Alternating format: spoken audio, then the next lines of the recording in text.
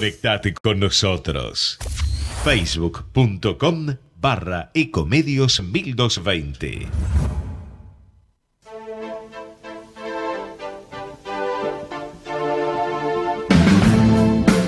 Al derecho y al revés. Las dos caras de la realidad.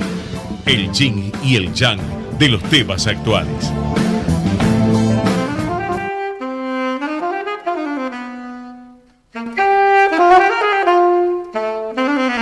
Te escuchamos, Alejandro. Hola, ¿qué tal? Buenas noches para todos. Iniciamos el programa número 156 de Al Derecho y al Revés, con un logro tecnológico. Primero que nada, Mercedes, ¿cómo te va? Ah, bueno. No, entonces el logro tecnológico no lo tenemos. Creíamos que lo teníamos y no lo tenemos, porque descompusimos a Mercedes con imagen por un lado y sonido por el otro, pero parece que todavía no lo logramos. Así que bueno, vamos a saludarla de todas maneras, la vemos. Marta, ¿qué pasó? Un día muy importante, ¿no? Acaba de haber un día muy, muy significativo para lo que es la libertad de expresión, la Constitución. Esto lo tienen que saber vos y Charlie, periodistas eximios que continuamente dan muestras de ello. Mercedes y yo somos acá dos intrusas, pero entonces los felicito a ustedes y a través de ustedes a todo el periodismo sano, que no son todos. Tal cual, pero sobre todo creo yo al oficio, ¿no? Al oficio tan importante. Hoy tenemos...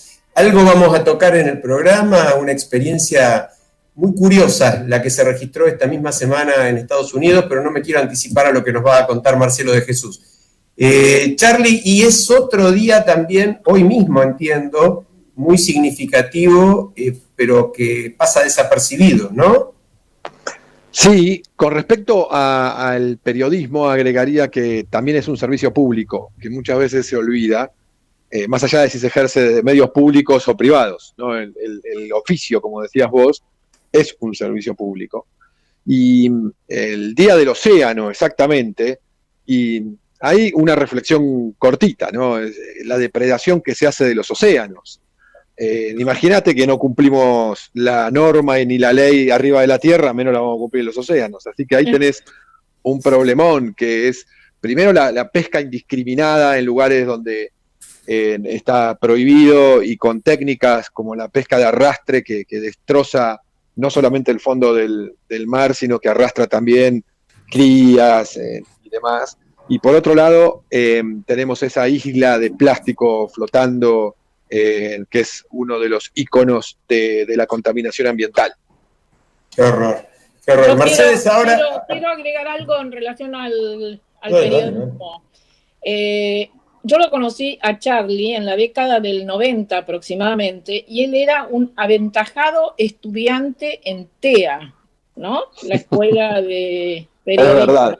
Y ya se lo veía venir, se lo veía venir como un eximio profesional del periodismo, entre otras cosas.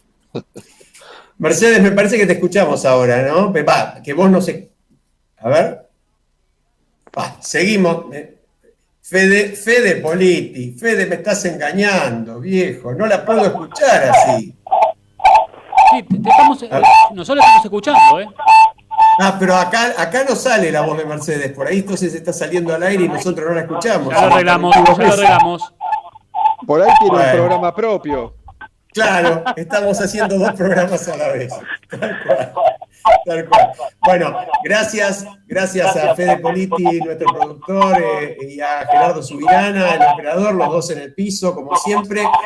Yo les quería proponer, esta semana hubo un fenómeno muy curioso, ¿no? Que se produjo a partir de algo que no fue, lejos estuvo de ser un exabrupto. Un fiscal de Chubut usó una expresión muy lamentable, desahogo sexual, para referirse nada menos que a una violación en manada. Con independencia de que después vamos a hablar del fiscal y de qué quiso decir, por lo menos de lo que él aclaró sobre lo que quería decir, pero con independencia de eso, la frase provocó una indignación enorme en la sociedad, generó la petición más numerosa, con más cantidad de adhesiones de la historia de Change.org en la Argentina. 850.000 firmas se superaron hoy, repudiando esa expresión y reclamando que el fiscal fuera sometido a juicio político. Tenemos un audio muy interesante de nuestro amigo Gastón Wright, el CEO, el director de Change Argentina. Gerardo, ¿lo podemos escuchar? Hola Alejandro y todos los oyentes del Derecho y al Revés. Bueno, en principio quería felicitarlos por el programa que tienen, que es excelente y que trato de escucharlo todos los martes a la tardecita. Con respecto a la pregunta que me hicieron, quería contarles que no solo esta petición es la que históricamente más firmas ha conseguido en Argentina, sino lo que vemos, digamos, es una relación muy directa entre la cantidad de firmas y la manera en que se viralizó el tema, no solo en redes sociales, sino también en los medios. Cuando vemos este número impresionante de firmas, la gran mayoría del tráfico, un 60% de ese tráfico viene de gente que comparte la petición en WhatsApp, es decir, que gente que ha firmado la petición luego la comparte por esa red social y eso genera un volumen importante también de firmas. Y por otro lado, los medios, la indignación generalizada, no solo por el caso, digamos, particular, sino, digamos, por el uso del concepto de desahogo sexual, generó una suerte de repudio en muchas personas, incluyendo, digamos, organizaciones vinculadas a temas de género, digamos, y violencia contra las mujeres, y esto provocó, digamos, una suerte de bola de nieve que llegó a los medios reprodujeron esto en un periodo de tiempo muy corto y eso generó que no solo se transformara en la petición en Argentina con mayor cantidad de firmas desde 2013, sino, digamos, en la petición con mayor rapidez en volumen de firmas. Y eso está explicado, como conté anteriormente, por dos factores muy claros. Uno, el nivel de exposición que tuvo la petición y el tema en los medios, y dos, la cantidad de gente que ha compartido la petición en WhatsApp, que explica alrededor del 60% de las firmas. Bueno, les mando un abrazo grande y, como siempre, felicitaciones por el programa. ¿Qué reflexión te merece? Hay un dato que vos lo habías mencionado, Alejandro, pensé que Gastón también iba a hacer referencia a eso, el porcentaje de mujeres y de hombres en esta petición, ¿no? Que hay una diferencia importante, muchas más mujeres firmaron esta petición. Y después, en relación al caso en sí, esto me parece que pone en evidencia el grado de sensibilización de nuestra sociedad ya, por suerte, en relación a estos temas. Creo que también nos ha remitido al terrible caso de María Soledad Morales en Catamarca, que también involucraba a hijos del poder, como en este caso, y me parece que ya no pasan desapercibidas estas cosas para el conjunto de la sociedad. La reacción es inmediata, independientemente de lo que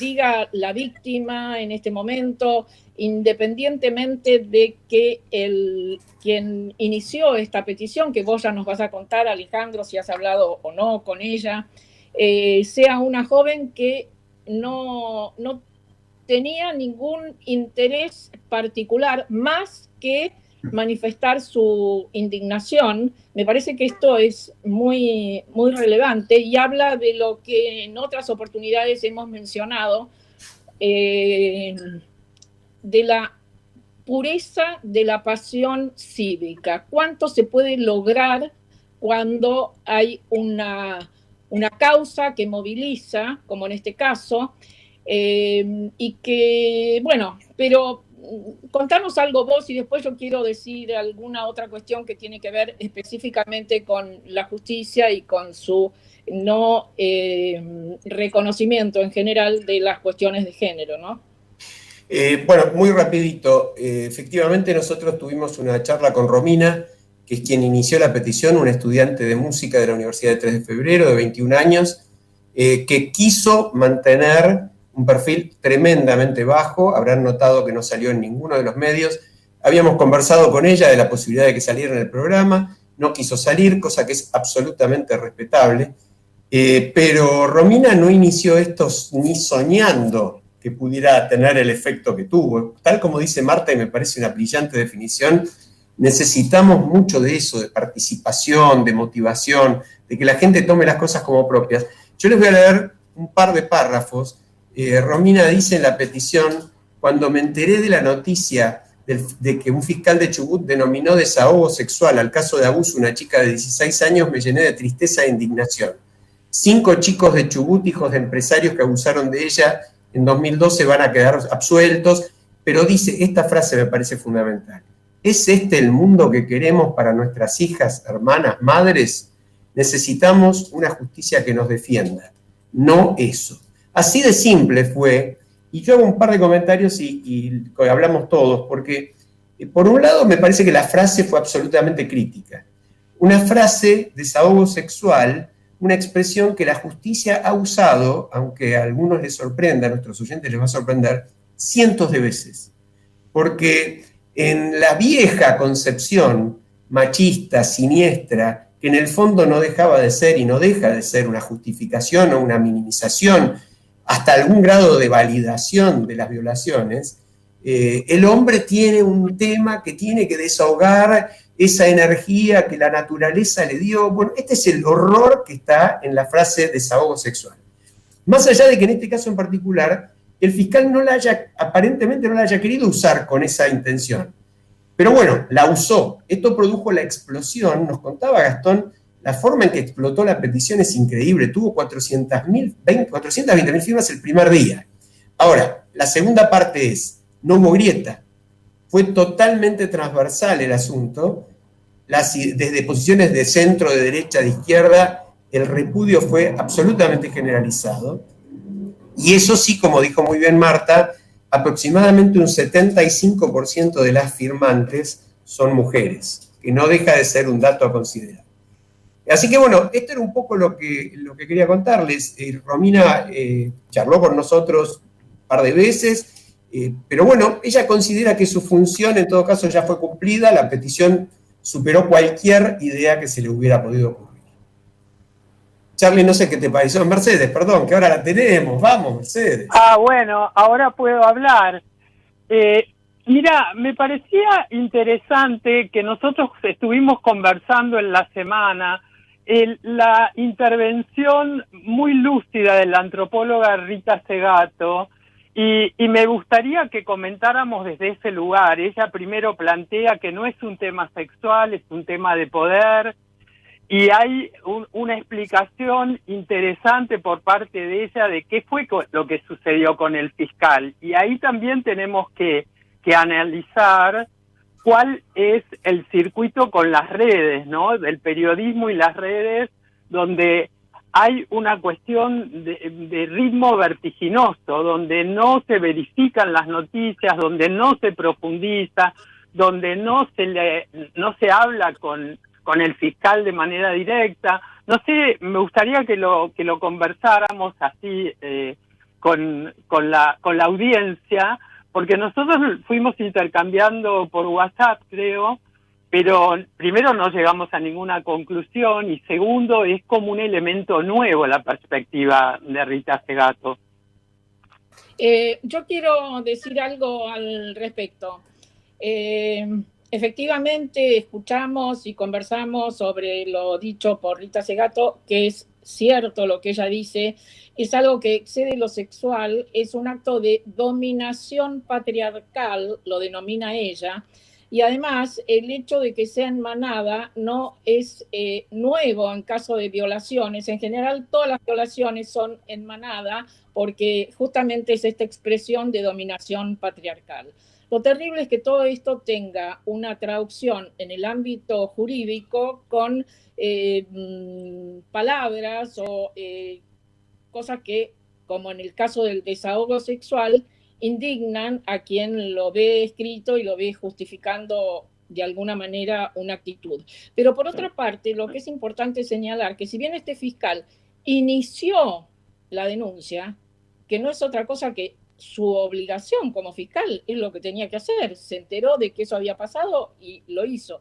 Y se pudo comprobar, y así por lo menos lo escuché, que el hecho existió, que los autores reconocieron la violación, y en determinado momento y a partir de un arreglo se cambia la carátula, como diciendo, es una manera de tratar de cambiar los hechos. Esto es lo que además es terrible y que, bueno, nos tiene que hacer pensar qué es lo que pasa cuando están involucrados hijos del poder, etcétera, y la idea de que, bueno, acá nada, no pasó nada, total, la víctima quiere desprenderse de esta terrible carga, pero entendamos, la víctima fue violada, después fue victimizada, después fue revictimizada, está angustiada.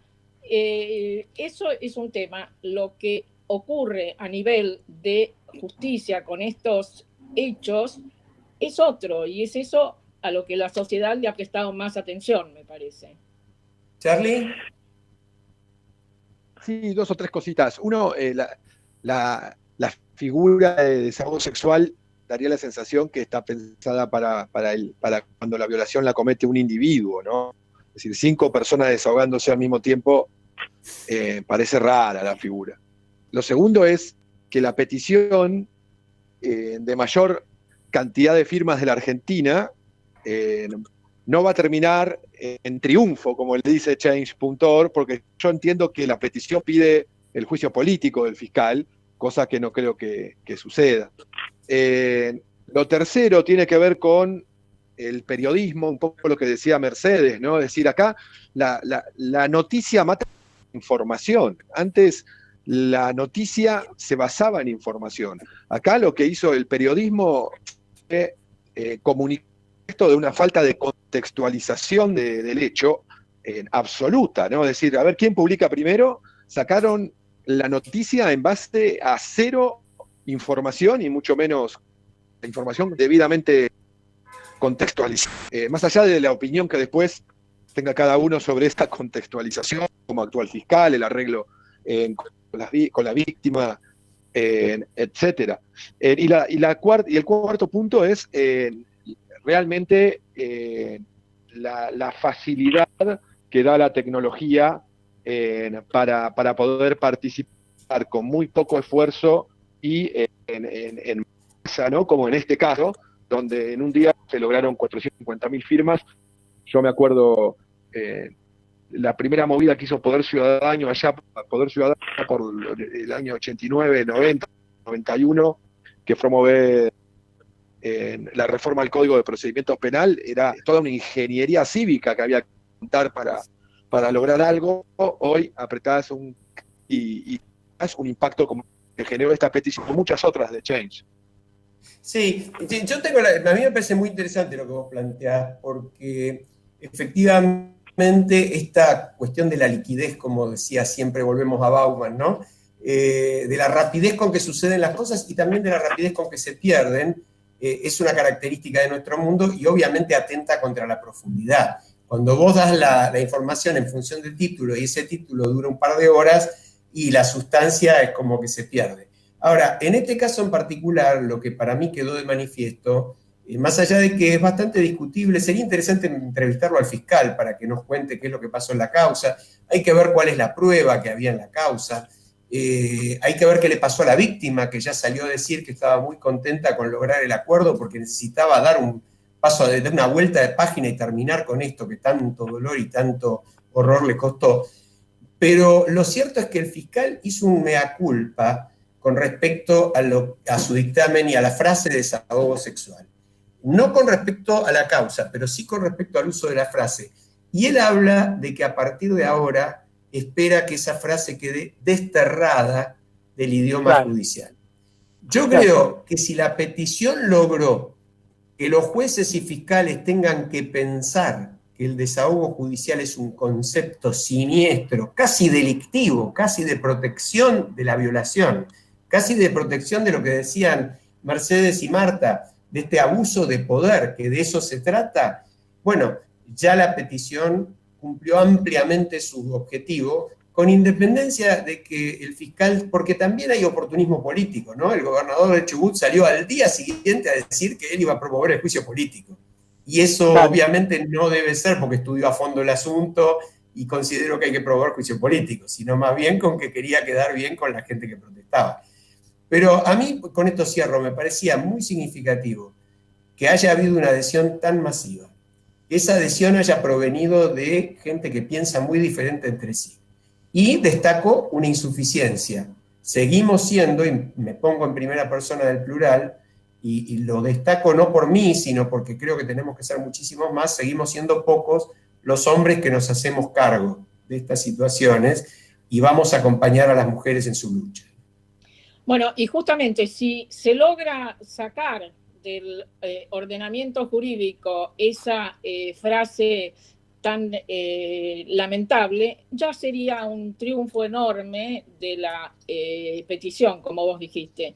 Y te quiero hacer notar que hablaste de desahogo judicial en un momento y no desahogo sexual, lo cual también es para seguir conversándolo en otra oportunidad. Sí, me parece muy bien, me parece muy bien. Dije desahogo judicial, bueno, estas son las cuestiones, también tendría que ser título, porque hoy uno se equivoca y se convierte eso en título. En fin, un día para desahogarse también, ¿no? Vivimos cosas muy, muy dolorosas y muy intensas y muy cambiantes también en la Argentina, sí. Marta. Sí, es verdad, es verdad. Todos los días amanecemos con una cosa que decimos, pero ¿cómo es posible? Pero no lo piensan un poco más, pero ¿por qué? ¿Quién decidió esto? ¿Cómo va a seguir? Bueno, pero de eso vamos a hablar en unos minutos, ¿no? Sí, vamos a hablar en unos minutos. Si quieren, terminamos la primera parte escuchando el muy interesante informe de Marcelo de Jesús desde Washington. Todos sabemos, los oyentes sin duda lo saben, que Estados Unidos atraviesa una situación sumamente compleja a partir de un verdadero estallido social que se produjo después del asesinato brutal de Floyd, un ciudadano de origen afroamericano, asesinado por un policía que durante 8 minutos lo tuvo apoyándole la rodilla contra el piso. Y otra vez, así como el desahogo sexual tiene que ver con la fuerza de la imagen, el video de Floyd, lo que comentaba Mercedes también hace un rato, Charlie también, son lo que puso en evidencia este horror que generó, bueno, algo inusual verdaderamente hace muchísimas décadas. ¿Lo escuchamos a Marcelo, Gerardo? Hola Alejandro, Marta, Mercedes, Carlos. Feliz Día del Periodista. Se celebró el domingo, pero recién hoy pude hacerles llegar mis felicitaciones. Una columna compleja la de hoy. Las repercusiones por la muerte de George Floyd, el intento de usar a las Fuerzas Armadas para poner orden a los desmanes, las consecuencias electorales de estos dos hechos y los despidos de periodistas por publicar noticias políticamente incorrectas. Se cumplieron ayer 15 días de la muerte de George Floyd, un señor negro detenido por un delito menor que murió cuando un policía le apoyó la rodilla sobre la cara, causándole la asfixia. A medida que pasaron los días, el estupor y luego la indignación generaron manifestaciones de protesta, no solo en las ciudades grandes, sino en todo el país. En la primera semana se produjeron enormes desmanes, robos, incendios de autos. Los gobiernos locales llamaron a la Guardia Nacional y Trump amenazó con usar al ejército. Pero en la segunda semana las manifestaciones fueron pacíficas y casi no se registraron incidentes, habiendo en todos los casos una gran concurrencia. Hay importantes diferencias con los hechos del año 2015. En aquel entonces hubo una seguidilla de personas negras muertas cuando estaban detenidas por la policía. Pero las demostraciones tuvieron lugar en las ciudades donde ocurrieron esos hechos y duraron unos días. Ahora son en todo el país y han durado 2 semanas. Una segunda diferencia es que las demostraciones ocurren ahora bastante cerca de las elecciones y con un presidente controversial. Estados Unidos es un país de contrastes. Hasta el año 2016 tuvo un presidente negro y luego un presidente blanco a quien se lo acusa de simpatizar o al menos no criticar claramente a los supremacistas blancos. Sin perjuicio de ver cómo se recupera la economía, la influencia de George Floyd en las elecciones dependerá de cuántos negros voten. Obama arrastró gran cantidad de votantes negros la primera vez, pero disminuyó para su reelección y bajó aún más para las elecciones del 2016. Otro hecho que puede tener influencia son las repercusiones negativas por la amenaza de Trump de utilizar a las Fuerzas Armadas para detener la violencia en las manifestaciones. No solo generó rechazo de los demócratas, sino también de importantes republicanos, empezando por nada menos que el secretario de Defensa Mark Esper, quien puso en duda ese recurso. El exsecretario de Defensa de Bush, Colin Powell, dijo que votaría a Biden, y el expresidente Bush dijo que no votaría al presidente. También dos generales criticaron a Trump, el anterior secretario de Defensa Jim Mattis y el ex jefe de gabinete John Kelly. Dijeron que las Fuerzas Armadas no pueden ser usadas para combatir a los norteamericanos. No es una buena señal para la reelección de Trump que haya republicanos e importantes militares que digan que no lo quieren votar. El tercer hecho es el despido de 2 periodistas por publicar notas políticamente incorrectas. Uno fue en el Philadelphia Inquirer y otro en el New York Times, que obligó a renunciar nada menos que al editor de la página editorial James Bennett, por incluir una nota de un senador republicano en la que justificaba el uso de las Fuerzas Armadas para detener la violencia de los desmanes. Eso generó la indignación del staff del diario y forzó la renuncia. Creo que es muy grave que los diarios liberales hagan patrullas ideológicas. Es una censura indirecta. Lo confirma el hecho de que la reemplazante de Bennett en el Times pidiera al staff que si alguien viera algún artículo que le hiciera ruido, la llamara inmediatamente. Lamentable para la libertad de expresión. Los dejo hasta la próxima columna. Bueno, gracias Marcelo, realmente muy completo el informe. Yo creo que es sumamente interesante lo que plantea al final, ¿no? Más allá de que lo de Floyd da para horas, este tema de cómo la libertad de expresión se ha convertido en un derecho que solamente se le confiere a los amigos, a los que piensan como uno, ¿no? Sí, y yo quiero agregar, Alejandro, porque no nos tenemos que olvidar los casos recientes que tenemos en Argentina de violencia similar. El caso de Luis Espinosa en Tucumán, por el cual por este homicidio hay varios policías imputados, y después la agresión a una familia Cuom en el Chaco. Creo que tenemos que tener bien presentes estos casos y también exigir justicia. Así es. Ahora, a mí me parece, los quiero escuchar por eso a Mercedes, a Charlie. Por un lado, me resulta muy interesante las reservas que tiene un sistema como el de Estados Unidos de tantos años de consolidación democrática, más allá de sus defectos, como cualquier otro, con estas reacciones de exmilitares y aún militares en actividad que se oponen a un presidente que de repente amenaza con usar el ejército contra el pueblo norteamericano, ¿no? Y la otra cuestión que los quiero escuchar a los dos también es con este tema del New York Times, que a mí confieso que me hizo mucho escozor. Dale, Mercedes. Sí, no, yo quería plantear que en Estados Unidos hay un racismo que es estructural y la propia pandemia discriminó, ¿no? Es decir, se ensañó con lo que nosotros acá llamamos las clases populares y allá son los afroamericanos, etcétera. Pero a mí también me sorprendió de una manera, yo diría, positiva, esta reacción de las instituciones defendiendo a la ciudadanía y el propio ejército diciendo no es nuestra misión, comparando con nuestro país, que Marta ha sido siempre, por lo menos al lado mío, es la persona que más defiende en cada oportunidad que tiene, que tenemos que fortalecer nuestras instituciones. Y pareciera que no lo entendemos hasta que estamos en situaciones tan críticas como las que estamos viviendo hoy y no tenemos las instituciones funcionando. Y aquellas que funcionan, están funcionando con bajo decibel, ¿no? De participación ciudadana, de transparencia y de consulta a aquellas personas que están en condiciones de proveer información no solamente científica, biologicista, llamémoslo, con el modelo médico, sino todo el tema de la política social y de la participación ciudadana. Así que me quedé igual que vos, Alejandro, gratamente sorprendida con esta reacción institucional democrática en los Estados Unidos.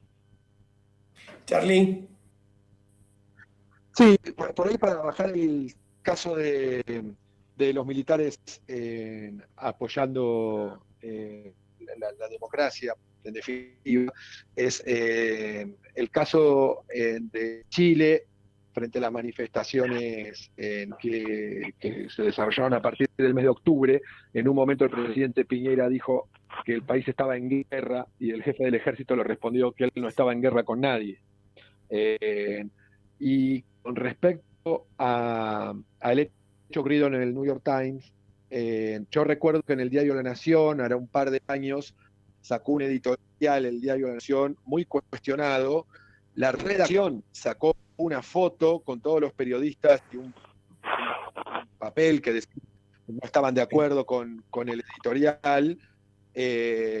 No despidieron a nadie, se manifestó el diario como se quería manifestar, los periodistas como querían manifestar, y todo siguió funcionando, y las posiciones quedaron expresadas públicamente, un poco en línea para apoyar lo que decía Marcelo con respecto a no hacer persecución ideológica dentro de los medios de comunicación. Sí, bueno, nos vamos a la pausa porque estamos un poco pasados de tiempo. Yo solamente quería agregar que el hecho de que otros sectores la hagan, como es bastante usual en Estados Unidos que lo haga, por ejemplo, la cadena Fox, posiblemente no hubiera medios como Fox fácilmente dejado que alguien que pensara muy distinto diera su columna, pero era todo un símbolo que el New York Times lo hiciera. Y que los lectores hayan pedido bajar suscripciones o que hayan echado a quien organizaba la página, me parece un dato muy elevado. Ya volvemos en un minuto. Ecomedios.com AM1220. Estamos con vos. Estamos en vos. Omint Digital, la primera plataforma online para cotizar y comprar un plan médico con cobertura nacional para vos y tu familia. Ingresá en omintdigital.com.ar y conoce más. Superintendencia de Servicios de Salud. Órgano de control de las empresas de medicina prepaga. 0800-227-258-3. SSSalud.gov.ar. RNMP 1336. Omint sigue sumando actividades en sus redes sociales para realizar durante este periodo de aislamiento que parece hay para rato todavía. El jueves pasado comenzó su ciclo de charlas en vivo por Instagram con Laura Romano, y este jueves 8 de junio también hay vivo de Instagram. Marichu Seitún conversará con María Freites acerca de cómo enfrentar los desafíos de la crianza en cuarentena. Este encuentro va a tocar temas relacionados con la escuela, el uso de las pantallas, la flexibilidad y los límites y el cansancio en esta época. La charla va a ser a las 18:30 en @Grupo Omint en Instagram. Recordá bien, 18:30 en el Instagram de Omint, @Grupo Omint. Para mí una muy buena idea del Grupo Omint de estar junto a los socios, de estar junto a los padres y obviamente entender un poquito más a estos chicos que ya después de 80 días se la siguen bancando en esta cuarentena. Omint Digital, la primera plataforma online para cotizar y comprar un plan médico con cobertura nacional para vos y tu familia. Ingresá en omintdigital.com.ar y conoce más. Superintendencia de Servicios de Salud. Órgano de control de las empresas de medicina prepaga. 0800-227-258-3. SSSalud.gov.ar. RNMP 1336. No aplaudamos al mosquito, combatámoslo en serio. Para combatir el dengue, el zika y el chikungunya, evitemos que los mosquitos piquen y se reproduzcan. Usemos repelentes, coloquemos tules en la cuna de los bebés y demos vuelta a contenedores para que no se acumule el agua. Si tenés fiebre alta, dolor de cabeza y dolor muscular, no te automediques y acudí al médico. Encontrá más información en argentina.gov.ar. Argentina Unida, Ministerio de Salud, Argentina Presidencia. Descarga gratis de tu celular la aplicación Ecomedios. Podés escucharnos en vivo, informarte con las últimas noticias y entrevistas en audio y video. Búscala y bajate la aplicación Ecomedios. Gracias por quedarte en casa. Gracias por no ser familiero. Por el aguante de vivir sin fútbol. Por hacer que cada día sea distinto para los más chicos. Pero también gracias por salir y arriesgar tu vida para salvar muchas otras. Por ir al campo, por llevar el trabajo a los más importantes, por estar ahí, en la caja del súper, como si nada hubiese cambiado. Gracias por el esfuerzo, por el optimismo, por darle para adelante. Aislados, pero más unidos que nunca. Argentina Unida, Argentina Presidencia. Podés vernos en vivo en ecohd.com.ar. ecohd.com.ar Conectate con nosotros. Contestador 5 254 2353. Importadores de barbijos. El mejor precio para hospitales, clínicas y farmacias. Barbijos KN95. Elaborado por 5 capas de tela capaces de filtrar hasta el 95% de las partículas que se encuentran en el aire. Barbijos desechables. Elaborado por 3 capas de polipropileno termosellado. Contacto Leonardo San Juan. Mail leosanjuan1 en números @gmail.com. Celular 15 34 50 14 44. Te escuchamos, Alejandro. Bueno, estamos de vuelta. Teníamos planteado el tema de los servicios de inteligencia, pero obviamente no para decir lo que ya salió en todos los medios con respecto a esta nueva denuncia ahora contra lo actuado por la AFI durante la gestión de Mauricio Macri, sino básicamente queríamos encararlo como un tema mucho más sistémico, ¿no? Como la mayoría de los temas de la Argentina. Porque a mí en lo personal por lo menos me hace mucho ruido que cada uno se ocupe de determinados temas solamente cuando no era gobierno, ¿no? Yo estoy recordando libros como Espiados de Claudio Saboya, un desarrollo muy, muy profundo sobre el espionaje, no solo en la CIDE, sino en el Servicio de Inteligencia del Ejército durante la época del gobierno de Cristina Kirchner, en particular el general Mirani, y también el libro Los Horribles, por ejemplo, de Tato Yang, un libro que va muy a fondo con lo que es una historia que atraviesa décadas y décadas de gobiernos. Y con esto aclaro rápidamente, me parece fantástico que se investigue todo, me parece bárbaro que empecemos a entender que esto no son picardías, porque uno lee estupideces como andar siguiendo a un periodista en redes sociales y dice, bueno, también deberíamos preguntarnos por qué pagamos esos sueldos, ¿no? ¿Por qué se pueden hacer semejante nivel de estupideces? Pero me preocupa antes que nada que esos son delitos, que eso es usar recursos del Estado para perseguir y abusar a opositores y hasta propios. El vicejefe de gobierno, por ejemplo, Santilli y tantos otros dirigentes, María Eugenia Vidal, gobernadora de la provincia de Buenos Aires, y eran cosas que se sabían, aunque al menos eran vox populi a nivel de rumor. Entonces, ahora sale esta investigación, no es cuestión de que los que hicieron lo mismo se vengan a victimizar, ni de que los que lo hicieron dejen de asumir su responsabilidad. El tema es si alguna vez vamos a conseguir que los servicios de inteligencia cumplan la función que tienen que cumplir, si es que tienen alguna que cumplir. No sé qué piensa. Sí, bueno, nos estamos enterando de esta investigación y decimos, bueno, ojalá prospere, pero además decimos chocolate por la noticia. Sí sabemos que desde tiempo inmemorial acá las personas que acceden al gobierno utilizan los servicios no para los fines para los que han sido creados, sino para seguir acumulando poder, para generar daños en los adversarios. La verdad que es una cloaca. Ojalá podamos de una vez por todas empezar a desarmar esto. Así es. Charly, Mercedes, dale, Mercedes. No, yo quería hacer una pregunta, pero sí, también lo quiero escuchar a Charly. La pregunta que nos hago es que mi impresión, y acá hablo como ciudadana común, es que cada gobierno en algún momento hizo algún intento de estructurar, inclusive cambiaron el nombre, hicieron una serie de movimientos y piruetas para desarticular y para generar mayor visibilidad, pero evidentemente no es suficiente. Y me pregunto, ¿tenemos algunos otros modelos de países donde efectivamente esto funciona de la forma que tiene que funcionar? ¿Cómo lo han hecho? Quiero escucharlo a Charly también, claramente. No, yo me acuerdo que en la década del 80 le hice una nota a Facundo Suárez, que era el titular de la CIDE en la época de Alfonsín, y Facundo Suárez me dijo, el 90% de los recursos de la CIDE no se usa para hacer inteligencia externa hacia el exterior cuando está en riesgo el país, sino para espionaje de cabotaje. Entonces, a mí me parece que qué buena frase. Muy Un bueno. servicio de inteligencia es el CONICET, es el Ministerio de Educación. Esos son servicios de inteligencia, ¿no? El día que, mientras no entendamos eso, vamos a seguir espiándonos entre nosotros. Además, cosas que el 80% de lo que se espían sale en los medios, se sabe. Realmente es fácil ser espía acá en Argentina. Sí, sí, es un horror. Es un horror. Ahora, en paralelo mencionamos a los jueces sospechados, porque justamente hablar de servicios de inteligencia es hablar de jueces penales y especialmente es hablar de Comodoro Pi, lamentablemente, hace ya 20, 30 años.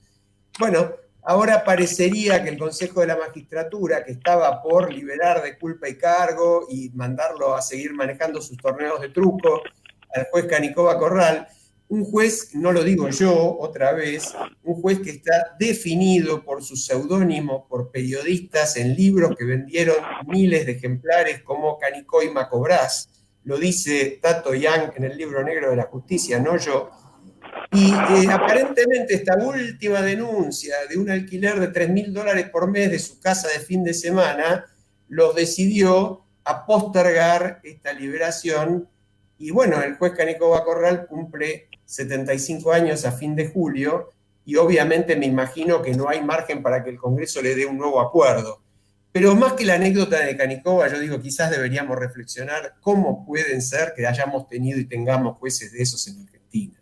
Bueno, y ahora lo que vamos a ver con esto es que como no va a seguir siendo juez simplemente porque la edad ya no se lo permite y no va a haber un acuerdo del Congreso, él tampoco lo ha pedido, es decir, se irá a su casa a disfrutar de aquello que con tan arduo trabajo de corrupción ha logrado en sus años como juez. Yo les quiero cambiar un segundo el tema, les voy a dar una noticia que los va a poner a todos muy contentos y que acaban de comunicárnosla en exclusiva. En exclusiva no porque no sea pública, sino porque no son noticias que se den. Naciones Unidas comprometió su apoyo para el funcionamiento del Consejo Económico y Social. Es un comunicado de Casa de Gobierno a partir de una reunión de la que participó gente de Naciones Unidas, de la OIT, del Programa de Naciones Unidas para el Desarrollo y de la CEPAL. Y en tema en el cual sabemos que una iniciativa de la que todos nosotros participamos hizo un fuerte impulso y un fuerte apoyo, que es Argentina Conversa. Así que me parece que para la audiencia también está bueno que por fin se abra una posibilidad de elaborar los acuerdos que todos sabemos que el país necesita. Qué buena noticia, Ale, gracias.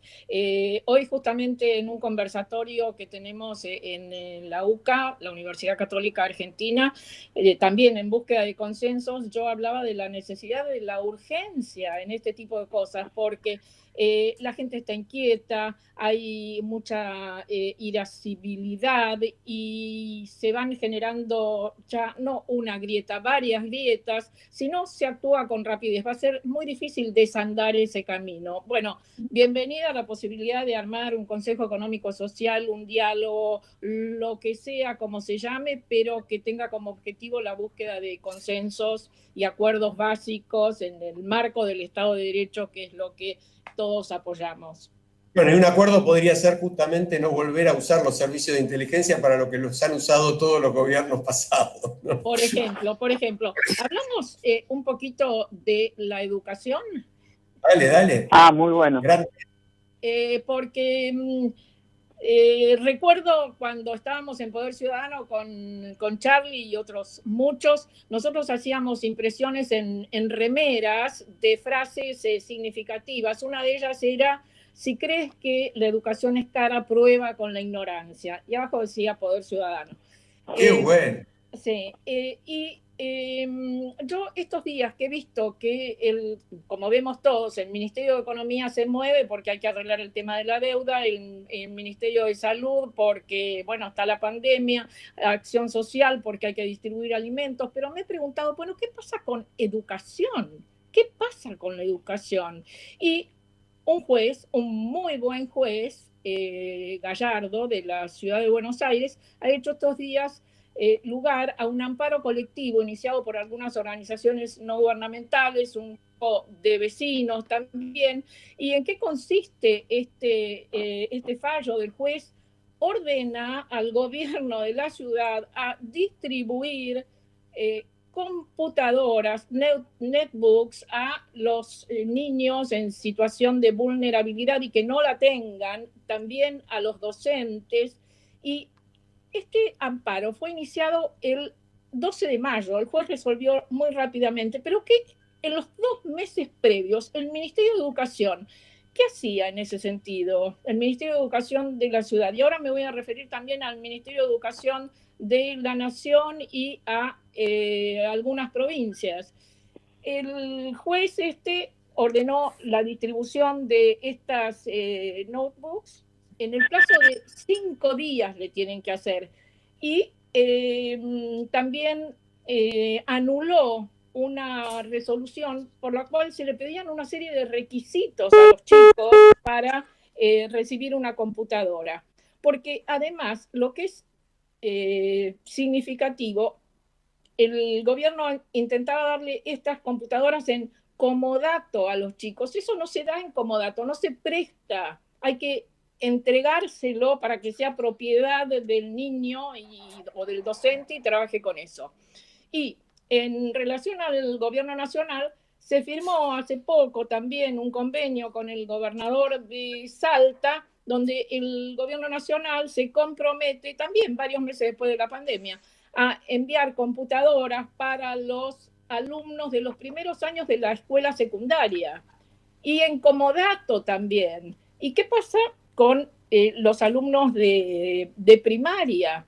Yo creo en este momento que hay niños que están ganando el año porque no están yendo a escuelas que a veces no les enseñan las cosas bien. Pero esos son niños que tienen padres que les pueden enseñar, que los pueden acompañar. Pero la mayoría de los niños están perdiendo el año. Y en eso no tiene que haber demora. Así como enfrentamos la pandemia con rapidez, los temas que hacen a la educación tienen que ser también enfrentados con rapidez. Y si no, miremos, y no me digas, Alejandro, que Uruguay es un país chico, no es una cuestión de tamaño, sino de decisión política y de gestión. Uruguay tiene desde hace ya bastante tiempo el plan Ceibal, que entrega a cada niño una computadora, han capacitado docentes, funciona maravillosamente el plan Ceibal.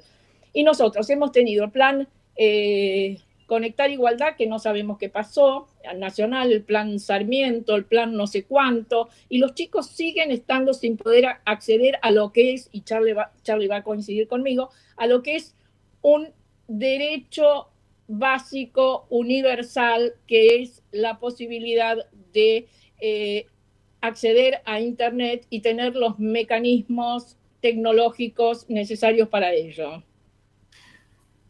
Dale, Charlie. Te invocaron.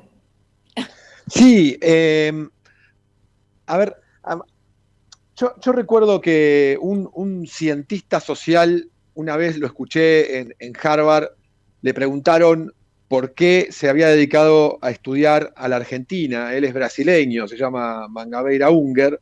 Oh, sí.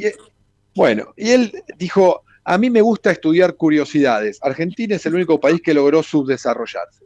Entonces, me pareció brillante la descripción, y yo creo que uno de los grandes fenómenos del subdesarrollo argentino es haber deteriorado un sistema educativo que en digamos, fines de 1800 a principios de 1900 era digamos, un ejemplo en el mundo. Fue más allá de lo que nos parezca Sarmiento, de los objetivos con los que se hizo el sistema, etcétera, que cada uno podrá tener su opinión. Fue un sistema que prácticamente construyó la clase media argentina. Entonces, yo estoy convencido que en estos últimos 30 y pico de años de democracia, el sistema político, no sé si se puso de acuerdo, no creo que sean tan refinados para hacerlo premeditadamente, pero no han hecho absolutamente nada por mejorar, sostener y actualizar al sistema educativo. Al contrario, lo han destrozado, lo han puesto en manos de un sindicalismo retrógrado. Realmente es un problemón, porque es una de las bases del desarrollo de un país, ¿no? Entonces, sí. No, yo simplemente, Mercedes, quiero escucharla. Lo único que agregaba es que la pandemia obviamente empeoró a niveles extremos esto, porque la privación de computadora y de internet sencillamente implica que el chico no tiene chance. Directamente es como cerrarle la puerta de la escuela. Dale, Mercedes. Sí, yo coincido con todo lo que estamos planteando, pero disiento en cuanto a que para mí adelantamos como unos 7 años, porque ahora se hizo evidente la carencia.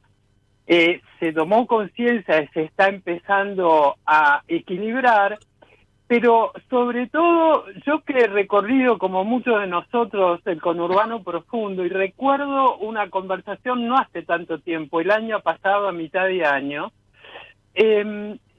con una docente que se jubilaba, joven, porque dentro de la docencia está esta posibilidad, y ella me decía, mira, yo no he hecho todo lo que he podido, pero nuestros chicos nunca van a estar en los primeros puestos de las colas para buscar trabajo, nunca van a tener alternativas si nosotras, ella era una de las que consideraba que le faltaba toda, era una analfabeta tecnológica, como es, por eso digo, no por la edad, sino porque el sistema no la acompañó en el aprendizaje. Y ella me decía, yo dependo de los chicos de secundaria para que me ayuden con la tecnología cuando tengo que hacer algo, cargar algo. Es decir, que acá no estamos hablando solo de tablets y computadoras, acá estamos hablando de formación de los docentes,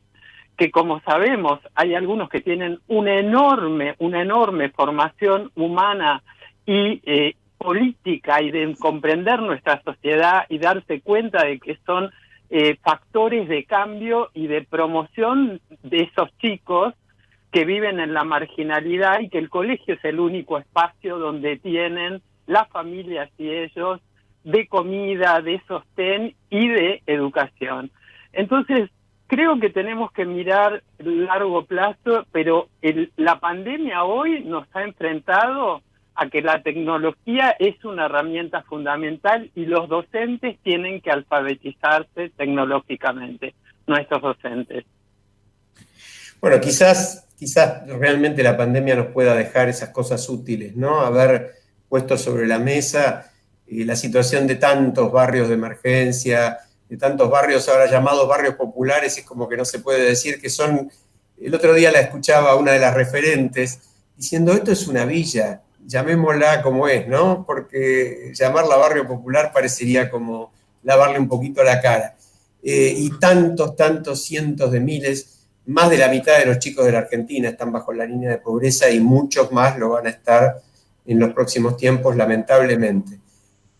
Así que bueno, voy a pasar a tiempo, vamos a poder escuchar un par de minutos esta vez de un tema musical muy hermoso, un clásico de Fandermole, un título también muy adecuado para el momento, se llama ¿Cuándo? Pero no es cuándo saldremos de la cuarentena, sino cuando me doy cuenta cada día, dice Baglietto, nada menos que con Jairo, desde casa. Una versión espectacular. Buenísimo. Hasta la próxima. Nos vamos hasta la semana que viene con ese tema y le vamos a dar espacio a Voces y Memorias con Hernando. Un abrazo para todos.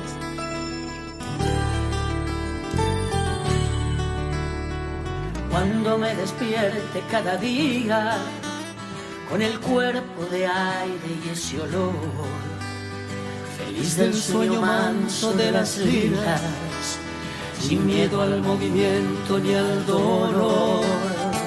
Cuando ya no tenga casi nada de sangre en la garganta de papel, agriopes nadando en la mirada, ni quiera más amparo que la piel.